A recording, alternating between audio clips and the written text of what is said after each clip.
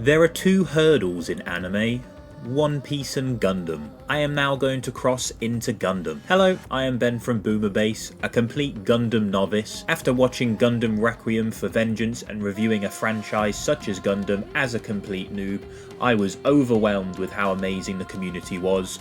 All these recommendations, positive attitudes, it was something that I haven't always seen as an anime fan. To be completely frank, the only other Gundam series I have seen through some research is the Mobile Suit Gundam Origin Advent of the Red Comet. Join me as I discover Gundam for the first time. I hope this wonderful community continues to help me along this journey. Guide me as I embark on what I hope is a fantastic journey.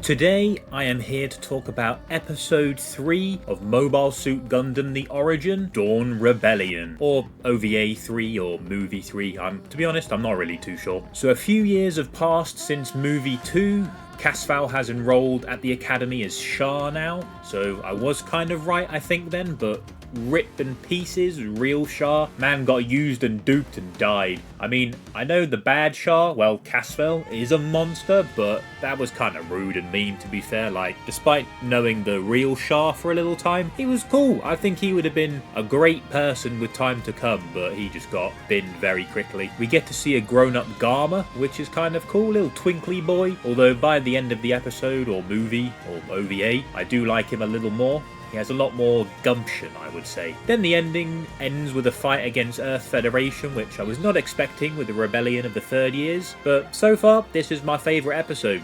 Jesus Christ, it was a big one. Let's talk about the episode as usual, but before that, don't forget to subscribe to continue with the journey of me walking through Gundam. I should have really titled this Walking Through Gundam, like that Walking Through Dinosaurs, if anyone remembers that. I mean, I would really enjoy the recaps more if I wasn't watching them so in tandem with each other. Hopefully this isn't a thing with any of the other series. I'm hoping it's just because there was time between each OVA movie thing. Like, I did enjoy the spy-esque vibes of the beginning that sadly meant that the real Shah died, although that was the bit I didn't enjoy. I don't think he should have died, as I've mentioned. I can always hope he somehow lived, but I very much doubt he did. I will say though, if he did survive, someone please tell me. The following part of the academy was very interesting to see how that slightly worked out, etc. And of course to see my main man, Dozle Zabi, the superintendent. What an absolute Chad.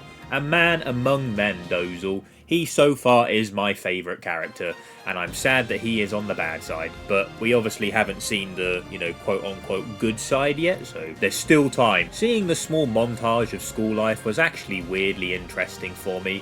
I would honestly have been super content with just a series focusing on the sort of school life, still building to stuff like what happened at the end of the episode, but more drills and exercises and becoming more of a team would have been cool to see. Maybe there is a series like this? If there is, please let me know. I think so far I've seen more of Zeon stuff with Gundam than I have of the Earth's Federation, and I'm weirdly enjoying just that as a whole, but that obviously might change. We can kind of hope. I still think it was quite a cool element. It was sad that it was glossed over so quickly. Meeting Toranov Minovsky, Christ that was a difficult word to say, seemed very lackluster for what feels like meeting a man that changed history, as I am about to find out with the Gundam etc. But cool to see the next step in the warfare and how the mobile work has changed as a whole. He seems like a cool man. Maybe we might see him in other things, but it just kind of was like, here's this man, bada bing bada boom, but I assume he might be more important as time goes on. Like, this stuff with the walking trial, hike thing, I enjoyed it, despite it not really doing a whole lot. It was cool to see Garma and Shah become closer. A lot of times in this episode, movie OVA thing, I was sure that Shah might actually just kill Garma, but going forward, I will refer to Casval as Shah from now on, despite me missing the real Shah.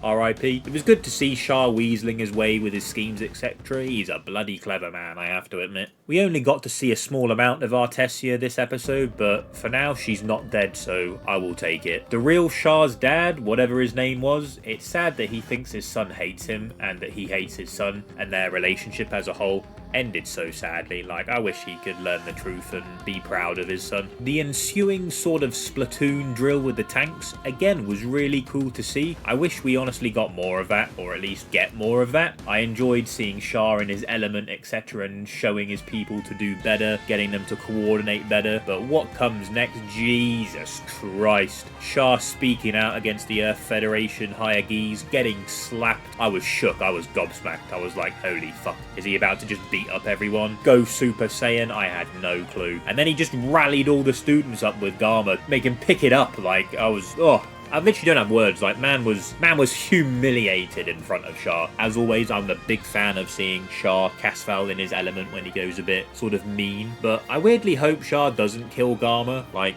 I've started to like Garma as the episode went on. What comes next with the Federation ship blowing up the runway was unexpected, but needed to happen to further Shah to commit more sort of like, you know, war crimes, I assume, and just become more of a man ready to turn the tide, should I say. But obviously, again, this is something from the Xeon perspective.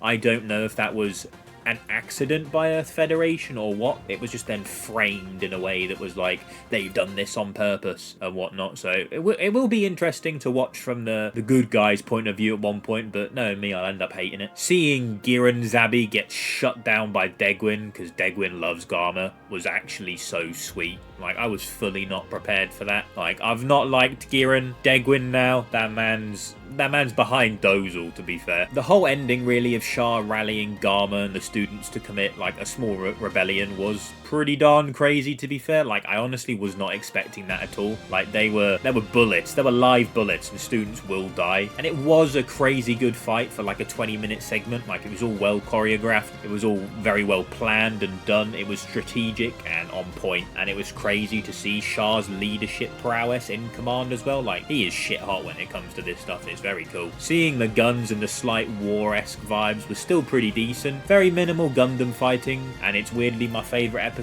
so far, which I'm unsure why. But again, it's like we're getting snippets of just like fighting, and it's very Game of Thronesy, which I'm enjoying. But poor Lino, man. Like, I liked him. I didn't like him too much at the beginning. He suspected some stuff. I was like, oh, is he going to reveal Shah? Is he actually just going to become friends with Shah? Because he's like, okay, this man is serious business. And I really thought he was going to be okay. But it seems like it is like Game of Thrones. Like, people aren't safe, but I'm just hoping this isn't a thing to go forward. Like, I don't want to just start liking characters and having them die. But seeing Dozal happy to see Garma was great. I got so much Dozal this episode, I absolutely love it. To be known as Dawn Rebellion was definitely very cool, and to learn that it's the starting point of the 1 year war was also very cool. Like, I'm very much for learning and hearing about this stuff. It just, you know, it gets me all tingly in the good way for just continuing Gundam. But Shah, I have to admit, is a really cool villain. Like, he is crazy cool. Like, he's just badass, and I just want to like him, which is the problem. Like, he's a very well done villain for me so far. Only upon writing this very terrible script and looking over the episode, I did see there was an end credit scene, and it is the boy with the Harrow robot from episode 2. He does look a lot more like the pilot of the White Devil Gundam, whatever it's called, so maybe I was right, or maybe he is just a character to come. Damn, I definitely need to be vigilant of end credit scenes. I have no idea if I've missed one in episode 1 or 2. Just watching this honestly takes away some of my worries for the original Gundam. Like, watching Generation 1 of Transformers, you know, there is nostalgia to it. It's okay, it was of its time, but it's difficult to binge watch. It's very episodic, sort of monster of the week.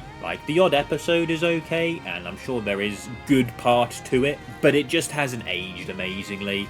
And I'm hoping Gundam's original one has a lot more story. Like, I think I just kind of pictured it as being like episodic and just there was a lot of worry to it. But I'm really hoping the original Gundam is a lot more story driven, and like this, it's just going to obviously look quite dated. Honestly, just another brilliant episode. I'm still really enjoying it. I'm going to try to continue with the weekly uploads. I honestly hope you're enjoying this series as much as I am. Let me know any suggestions or things I have missed down below. Don't forget to like, comment, subscribe, all that fun stuff. Follow me on social media. I've got a TikTok, I got an Instagram. All that will be down below in the description. Peace out.